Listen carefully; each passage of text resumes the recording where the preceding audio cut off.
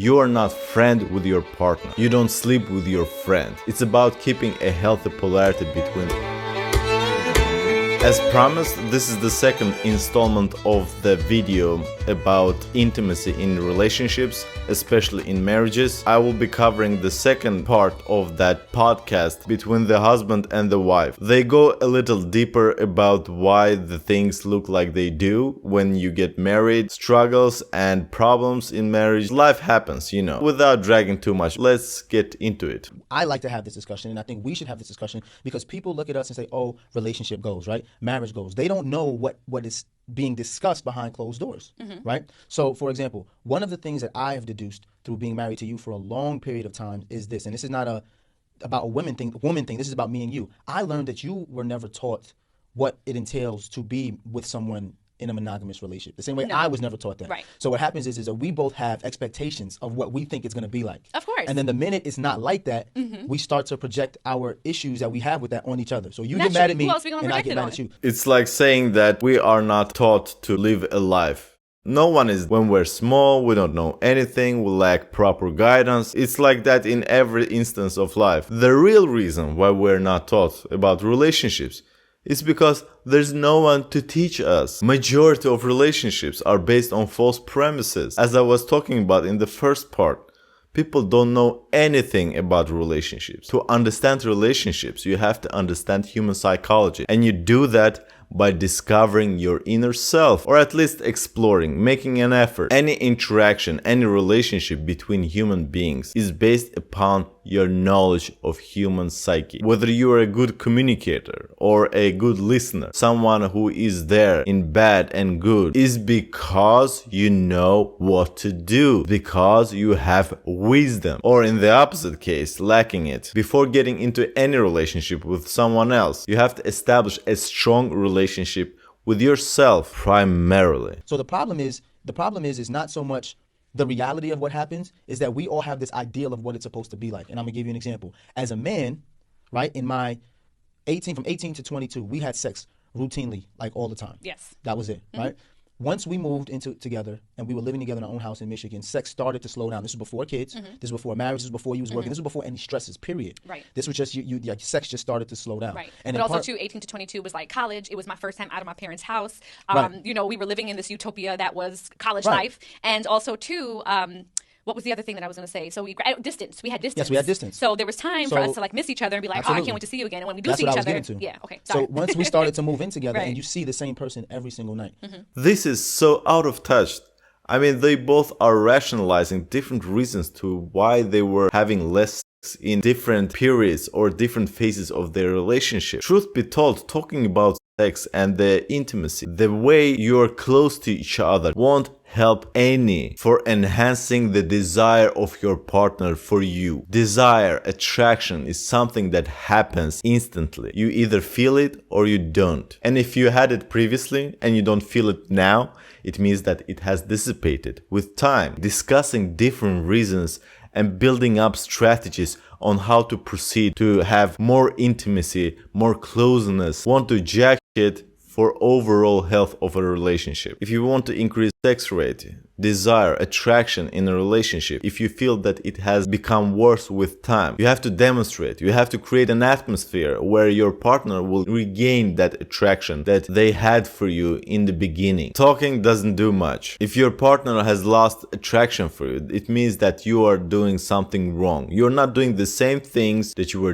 doing in the beginning. Of course, I would admit that when you have a lot of problems at hand, different family issues that you have to resolve, you may be tired all the time and not have time to get together with each other. But that's only a small portion of overall well-being of a relationship. Stability of a relationship is based upon whether you are attracted to one another. And by attraction, I don't mean just laying down together and having occasional sex when kids are sleeping or you have some free time Sunday morning. I mean a kind of a desire that you had for each other first time when you jumped each other bones. Intimacy, desire, attraction is a mysterious power, magical essence, and talking about it kills the mystery, kills the magic, and doesn't contribute to betterment of it. The distance that we had when we were in college and I was traveling and we were doing different things, that distance allows time for you to kind of reboot your sex Yes. drive. Yes. For me, I don't necessarily have to reboot my sex drive. The minute I see you, I want to have sex. So when we were missing each other, it seemed normal that we had sex all the time. But then when we think about it, we really wasn't having sex all the time because we didn't see each other all the time. Right. Then when we moved in together and we see each other every day, every time I want to have sex, I look to you, it became overwhelming. So, and the reason why I say that is because the conversation starts happening with, why do men fear marriage?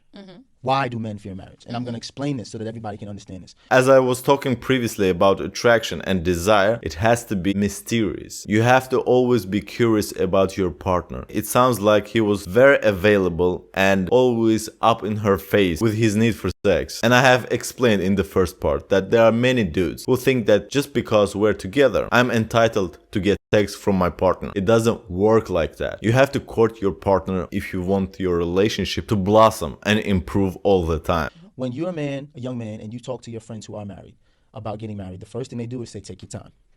Right? They don't ever explain why, because men aren't vocal. We don't discuss these things. We're not emotional. All they'll say is, take your time. You got time for that. You sure you want to do this? And they're like, yeah, you sure? And they're like, shit gonna change. And then you're like, what does that mean? Oh, don't worry about it. Shit gonna change.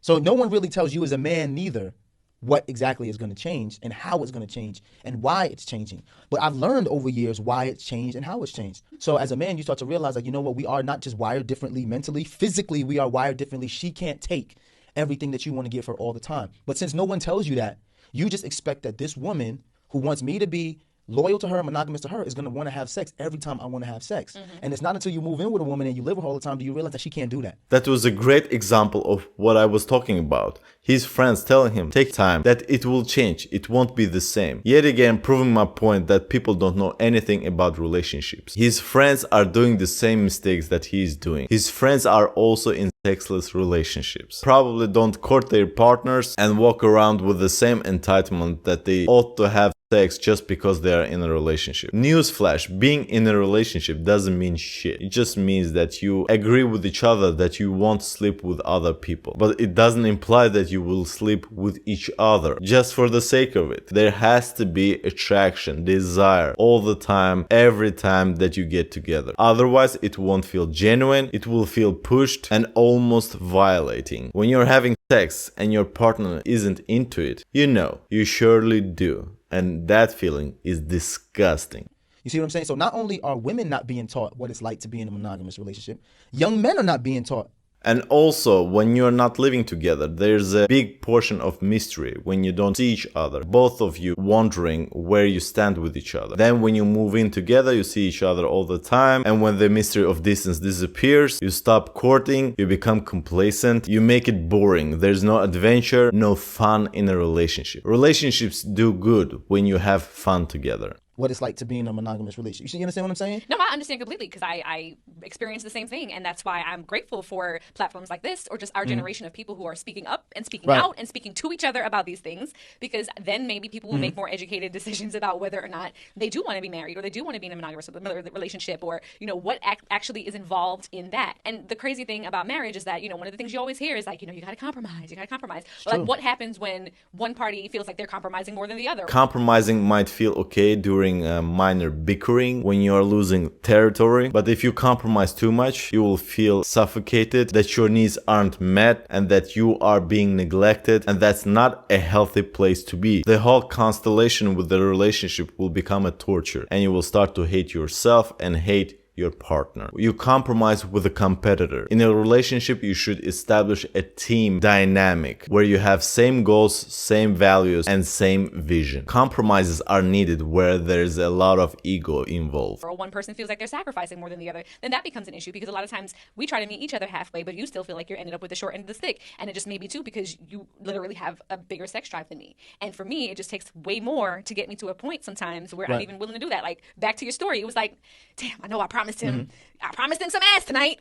And I was like, damn, I can't not do this, but I want to go to sleep. Like, I really just want to wash my face and go to sleep. That's so disgusting. Being in a bed with a person who doesn't want you and you feel like a rapist, literally. Like, why are we together? Why do you want me to be your husband or your partner if you're not attracted to me? You either communicate that something is wrong overtly or covertly, it's up to you, or you don't stay in a relationship with a person that you don't find physically attractive. And just because you're married doesn't mean that you should drag onto it and suffer in the process. And regarding the sex drive point, you literally can be with a woman who isn't into sex that much in the beginning, initially. But then, if she finds you very attractive and irresistible, is infatuated by your character, her whole attitude changes, flips by a blink of an eye. I'm pretty sure it's not because she has a low sex drive, rather him getting very few points by not creating any sexual tension. And that's mystery and novelty and yada yada yada, you know the drill. But I don't want to disappoint him. So there I felt like, you know what, let me try to do something to genuinely get myself in the mood, or with some assistance. So this is what she did, y'all. This is what she did, the ponytail. This is what she felt like. Now here's another thing too, and let's be fair. I'm willing to compromise, right? Yes, am I not? you are willing to We compromise. don't have sex every day. We don't have sex in college. We used to have sex 2 times a day. You know, we see each other. We was like rabbits, Son. right? I compromise, and I even said to you, I'm not going to push for when I want to have sex. I'm going to allow you to get back in the mood, and then when you come to me to have sex, because I want the sex to be enjoyable. Facts, but it'd be a problem when me having to reset my sex clock be longer than you expect it to be. No, listen. And then that'd be a problem. What I have figured out for myself is that marriage to me, because there were points in our marriage and I was like, yo, this just seems selfish and I don't know if I could exist in this. And then you start to weigh what's important to you. You know what I'm saying? Like, what's important? Like I said before, you're my best friend and you're a business partner. You and I have not only developed a brand. Restarting a sex drive, making your partner come to you and stuff like that. It sounds very desperate, but I agree that you should let your partner be if they're not into it, and just don't sit on your ass and wait for them to come to you.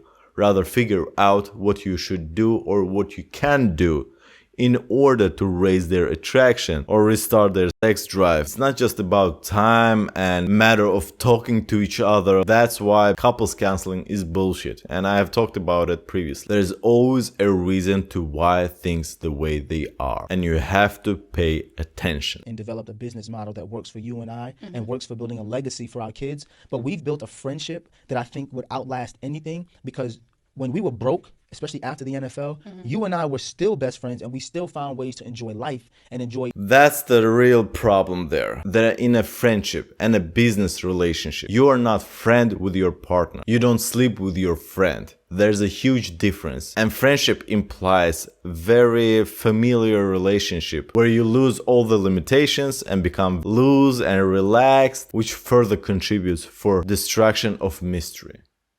Anyway, they go on talking about living legacy, creating great future for their daughter, and still missing the point about the relationship itself. That it's not about having a friend and building a business, family. It's about keeping a healthy polarity between men and women, or masculinity and femininity rather. If there's no polarity, if there's no attraction, if there's no desire, that relationship will corrode, make the partners to almost resent each other. Even if you go into business with your partner, never forget that you are sexual partners first and foremost, and everything else comes after. I think I'm done here. If you're in a happy long-term relationship, tell me in the commentary section your tips and tricks on how to maintain it. But for now, Poppy out.